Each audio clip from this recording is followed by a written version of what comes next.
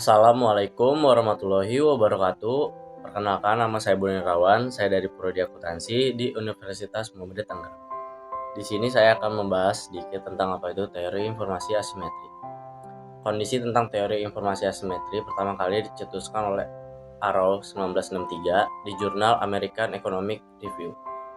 Informasi asimetris mempelajari mengenai penertiban saham dengan informasi asimetri melalui berbagai waktu.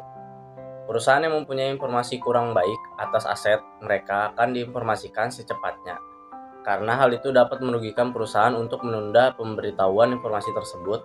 Akan tetapi, informasi yang berkualitas baik ditahan sampai harga saham kembali normal, dan selanjutnya diinformasikan kepada publik untuk mendapatkan penghargaan yang pada akhirnya akan meningkatkan harga saham perusahaan. Itu menurut Korat 1991. Informasi asimetri terjadi karena adanya perbedaan kepentingan antara manajemen dengan pemilik modal. Suwarjono 2014 mengatakan bahwa informasi asimetris adalah di mana manajemen sebagai pihak yang lebih menguasai informasi dibandingkan investor atau kreditur. Karena manajemen dan investor atau kreditur merupakan pihak-pihak yang dipandang sebagai hubungan keagenan, dikhawatirkan akan terjadi asimetri informasi antara kedua pihak tersebut.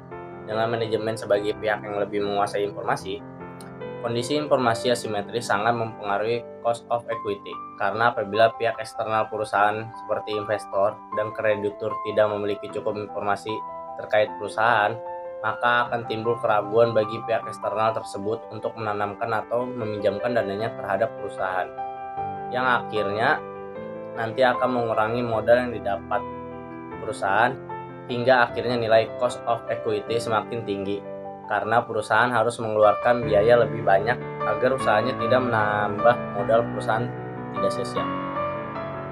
Selain variabel dependent cost of equity, teori informasi asimetris juga tercermin melalui variabel independent asymmetris information. Apabila ketimpangan informasi antara pihak manajemen dengan pihak eksternal, terutama bila informasi mengenai perusahaan yang dimiliki oleh pihak eksternal lebih sedikit dibandingkan informasi yang dimiliki manajemen perusahaan, maka kondisi tersebut lebih banyak merugikan perusahaan terkait usahanya menambah modal. Hal ini disebabkan apabila perusahaan tidak melakukan transparansi terhadap laporannya, maka pihak eksternal tidak dapat mengetahui prospek perusahaan di masa mendatang, hingga meragukan mereka untuk melakukan pengambilan keputusan terhadap investasinya. Cukup sekian dari saya, kurang lebihnya mohon maaf. Terima kasih. Wassalamualaikum warahmatullahi wabarakatuh.